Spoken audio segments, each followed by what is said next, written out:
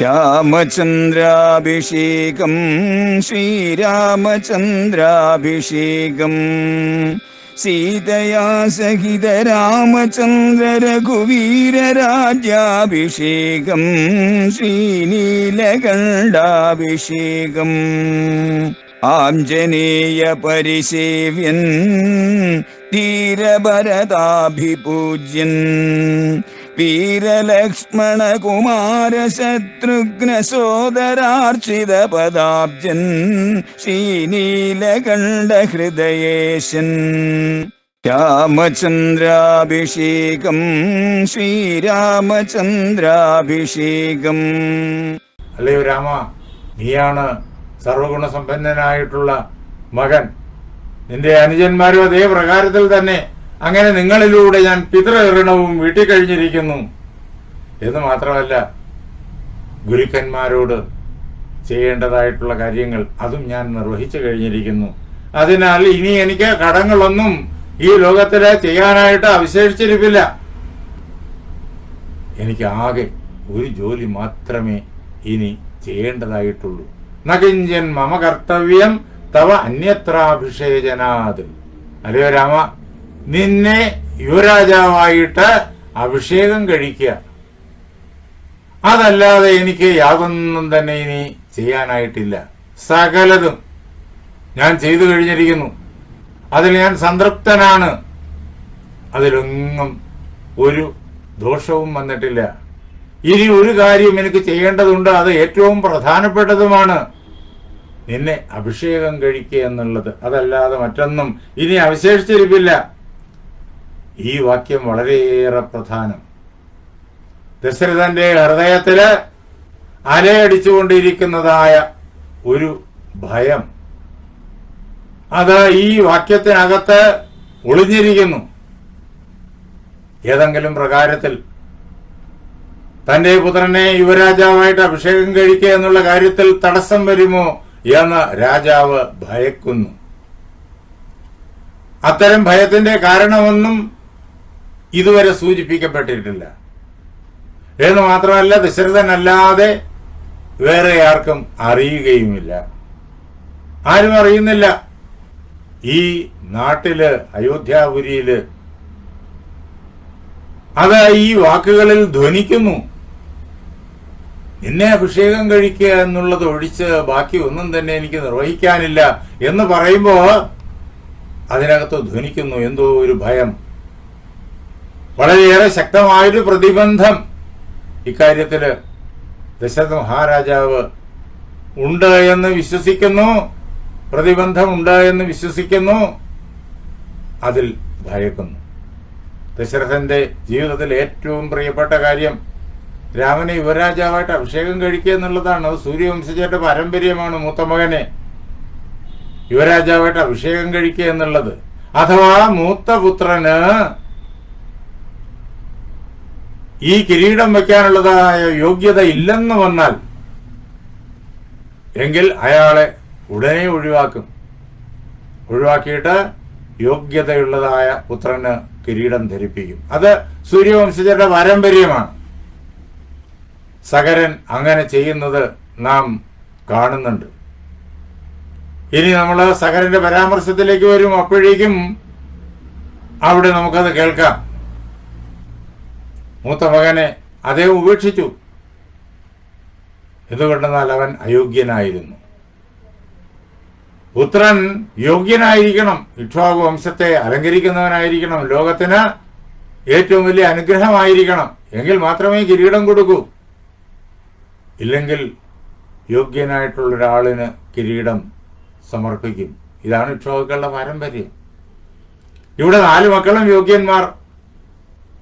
ആർക്ക് വേണമെങ്കിലും കിരീടം നൽകാം. അങ്ങനെ വരുമ്പോഴേക്കും മൂത്ത മകന് കിരീടം. ഇതാ പാരമ്പര്യം. അത് താൻ ചെയ്യേണ്ടതാണ്. അത് ഏറ്റവും പ്രധാനം. മറ്റാരും തന്നെ കിരീടത്തിന്റെ പുറത്ത് അവകാശം ഉന്നയിക്കില്ല. ദശരഥന് നന്നായിട്ടറിയാം. അതിന്റെ പേരിൽ ഒരു കോലാഹലം ഇവിടെ ഉണ്ടാവില്ല. അതും ദശരഥന് നന്നായിട്ടറിയാം. ലോകത്തിൽ എല്ലാവർക്കും നന്നായിട്ടറിയാം. കാരണം ആ സഹോദരന്മാർ അങ്ങനെ തന്നെയാണ്. അങ്ങേയറ്റം സ്നേഹവും വിശ്വാസവും പരസ്പരമുള്ളതായ ബഹുമാനവും യാതൊരു കുറവും വരാതെ നിലനിർത്തിപ്പോയിരുന്നവരാണവർ. അങ്ങനെ ഒരു സാഹചര്യത്തിൽ ഒരു പരിഭ്രമത്തിനും ഇടയില്ല. എങ്കിലും ദശരഥൻ ഭയക്കുന്നു. അതാണ് നകിഞ്ചൻ മമ കർത്തവ്യം തവ അന്യത്രാഭിഷേചനാത് എന്ന വാക്യത്തിനുള്ളിൽ ആ ഭയം ഒളിഞ്ഞിരിക്കുന്നു. അത് നമുക്ക് ക്രമേണ നേരിട്ട് കാണുവാനായി സാധിക്കും.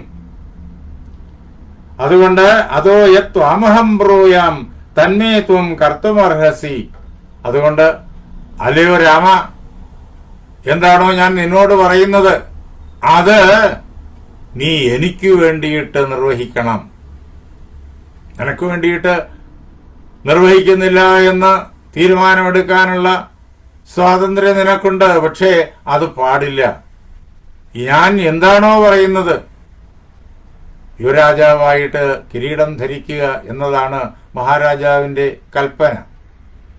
അത് നീ ചെയ്യണം. നിനക്ക് വേണമെങ്കിലും വേണ്ടെങ്കിലും അത് എനിക്ക് വേണ്ടിയിട്ട് നീ ചെയ്യണം. അതുകൂടി ചെയ്തു കഴിഞ്ഞാൽ ദശരഥൻ പൂർണ്ണകാമനാണ്, ആഗ്രഹങ്ങളെല്ലാം സിദ്ധിച്ചവനാണ്. അതുകൊണ്ട് എനിക്ക് വേണ്ടി നീ അത് ചെയ്താലും എന്താ എനിക്ക് വേണ്ടി അത് ചെയ്യണം എന്ന് ദശരഥൻ ആവശ്യപ്പെടുന്നത് ഒരുപക്ഷെ രാമന്റെ മനസ്സിൽ തന്നെ കിരീടം വേണ്ട എന്നൊരു തോന്നൽ വന്നാലോ എന്ന് ദശരഥൻ ഭയക്കുന്നു. അതുകൊണ്ടാണ് അങ്ങനെ തന്നെ പറയേണ്ടി വന്നത്. എനിക്ക് വേണ്ടി നീ കിരീടം വെക്കണം, ഞാൻ പറയുന്നത് നീ അനുസരിക്കണം. ഇതുവരെ ഉള്ള ജീവിതത്തില് ദശരഥന്റെ ഏതൊരാഗ്രഹമാണ് രാമൻ നിർവഹിക്കാതിരുന്നത്? ദശരഥന്റെ ഏതൊരു വാക്കാണ് രാമൻ ഉല്ലംഘിച്ചത്? ഒന്നുമില്ല. അങ്ങനെയുള്ള യാതൊരു അനുഭവവും. അങ്ങനെ ഒരിക്കലും സംഭവിക്കില്ലെന്ന് എല്ലാവർക്കും ഉറപ്പാണ്. എന്നിട്ടും ദശരഥൻ രാമനോട് പറയുന്നു, ഞാൻ പറയുന്നത് നീ എനിക്ക് വേണ്ടി ചെയ്യണം. അപ്പോ രാമൻ പറയാം, എനിക്ക് ഈ കിരീടം വേണ്ട എന്ന് പറയാം. അങ്ങനെ ഒരു സാഹചര്യം ഉണ്ടാകാം, അങ്ങനെ ഒരു തോന്നൽ രാമന്റെ മനസ്സിലുണ്ടാകാം എന്നൊക്കെ ദശരഥൻ ഭയക്കുന്നു എന്നർത്ഥം. അതെല്ലാം അവിടെ ധ്വനിക്കുന്നുണ്ട്. നീ എന്നെ അനുസരിക്കണം ഈ കാര്യത്തില് എന്ന് മാത്രമല്ല, അദ്യ പ്രകൃതയ സർവ ത്വാം ഇച്ഛന്തി നരാധിപം. ഇന്ന് സകല ആളുകളിലും ഏകകണ്ഠമായിട്ട് എന്നോട് പറഞ്ഞു നിന്നെ രാജാവായി വാഴിക്കണം എന്ന് പ്രകൃതികൾ മുഴുവൻ ആവശ്യപ്പെടുന്നു. പ്രകൃതികൾ എന്നത് കഴിഞ്ഞ ദിവസം വിശദീകരിച്ചു. അമാത്യന്മാർ തൊട്ട് ഈ പ്രപഞ്ചത്തിലുള്ള സമസ്തവും പ്രകൃതിയിൽപ്പെടുന്നു. മന്ത്രിമാർ തൊട്ട് അമാത്യന്മാര് ദുർഗം, അതേപോലെ കോശം, ധനം. ദുർഗമെന്നാൽ കോട്ട, അതേപോലെ കോശം, ധനം, സൈന്യം. അതേപോലെ ജനങ്ങൾ, പൗരന്മാര്, ജനങ്ങൾ. ഇങ്ങനെ പിന്നെ വൃക്ഷങ്ങൾ, വള്ളികൾ, മൃഗങ്ങൾ, പക്ഷികൾ, ഇതെല്ലാം പോകുന്നു. നദികൾ, സമുദ്രങ്ങൾ, ഇതെല്ലാം പോകുന്നു, പ്രകൃതികളുടെ കൂട്ടത്തിൽപ്പെടുന്നു. ഈ പ്രകൃതികൾ എല്ലാവരും സഭയിൽ വന്നു ചേർന്ന സകല മനുഷ്യരും ഏകകണ്ഠമായിട്ട് ആഗ്രഹം പ്രകടിപ്പിച്ചു, നിന്നെ നരാധിപനായിട്ട് രാജാവായിട്ട് കാണണം എന്ന്. അതസ്ത്വാം യുവരാജാനം അഭിഷേക്ഷ്യാമി പുത്രക. അതുകൊണ്ട് അല്ലയോ കുഞ്ഞേ, നിന്നെ ഞാൻ യുവരാജാവായിട്ട് അഭിഷേകം ചെയ്യാൻ പോവുകയാണ്. നീ അത് എനിക്ക് വേണ്ടിയിട്ട് അനുസരിച്ചിരിക്കണം.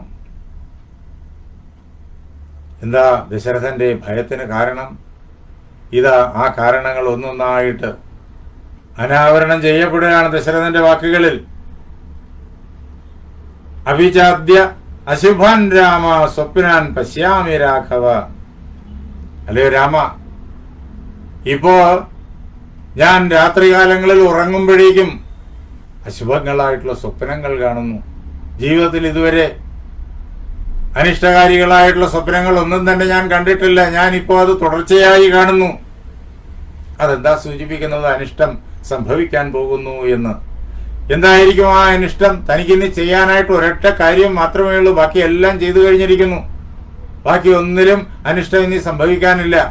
അപ്പോ ഈ ഒരൊറ്റ കാര്യം, രാമൻ അഭിഷേകം ചെയ്യുന്നുള്ള ഒരൊറ്റ കാര്യം, അതിൽ അനിഷ്ടം സംഭവിക്കും എന്ന് ദശരഥന് ഭയം. അതാണ് ഈ വാക്കുകളിലെല്ലാം നിറഞ്ഞു നിൽക്കുന്നത്. അത് സംഭവിച്ചു പോകുമെന്നുള്ള ഭയത്താൽ അതിനെ നിവാരണം ചെയ്യാൻ ദശരഥൻ വളരെ ബുദ്ധിപൂർവകമായിട്ട് ശ്രമിക്കുന്നു. ഞാൻ അശുഭങ്ങളെ കാണുന്നു അല്ലയോ രാമ എന്ന് മാത്രമല്ല, സനർഘാത ദിവോൽക്കാശ്ച പതന്തിഹി മഹാസ്വനാഹ, ഉൽക്കകൾ കൊള്ളിയാനുകൾ മിന്നുന്നു. വലിയ ശബ്ദത്തോടുകൂടി, ഭീകരമായ ശബ്ദത്തോടുകൂടിയിട്ട് കൊള്ളിയാൻ വീഴുന്നു. അത് ഞാൻ കാണുന്നു എന്ന് മാത്രമല്ല, ഇങ്ങനെയൊക്കെ കണ്ടു കഴിഞ്ഞപ്പോഴേക്കും ഞാൻ സമർത്ഥരായിട്ടുള്ള ജ്യോതിഷന്മാരെ എന്റെ അരികിലേക്ക് വരുത്തി എന്റെ ജാതകം അവരെ കൊണ്ട് പരിശോധിച്ചിട്ട് അവർ പറഞ്ഞു, അവഷ്ടബ്ധം ചമേ രാമ നക്ഷത്രം ദാരുണഗ്രഹൈഹി ആവേദയന്തി ദൈവജ്ഞ സൂര്യ അങ്കാരകരാഹുഭി. ആ ദൈവജ്ഞന്മാര്, ജ്യോതിഷന്മാര്, അവര് ജാതകം മുഴുവൻ പരിശോധിച്ചിട്ട് പ്രശ്നം വെച്ച് നോക്കിയതിന് ശേഷം എന്നോട് പറഞ്ഞു, എന്താണോ കാണുന്നത് അത് ഉറപ്പായി എന്നോട് പറയണം, ഒന്നും ഒളിക്കരുത് എന്ന് ഞാൻ അവരോട് ആവശ്യപ്പെട്ടതുകൊണ്ട് അവർ തുറന്നു പറഞ്ഞു. എന്റെ നക്ഷത്രത്തെ, ജന്മനക്ഷത്രത്തെ ക്രൂരഗ്രഹങ്ങൾ പിടികൂടിയിരിക്കുന്നു എന്ന്. സൂര്യൻ, അതേപോലെ തന്നെ ചൊവ്വ, രാഹു, ഇവരെല്ലാം ഗ്രഹത്തെ പിടികൂടിയിരിക്കുന്നു, നക്ഷത്രത്തെ പിടികൂടിയിരിക്കുന്നു. അങ്ങനെ ഗ്രഹസ്ഥിതിയും ഈ ക്രൂരഗ്രഹങ്ങളുടെ വിപരീത സ്ഥിതിയും ആനുകൂല്യത്തിന്റെ കുറവും ഗോചരാല് ഇപ്പോ വളരെ വ്യക്തമായി കാണുന്നു ദൈവജ്ഞന്മാര്.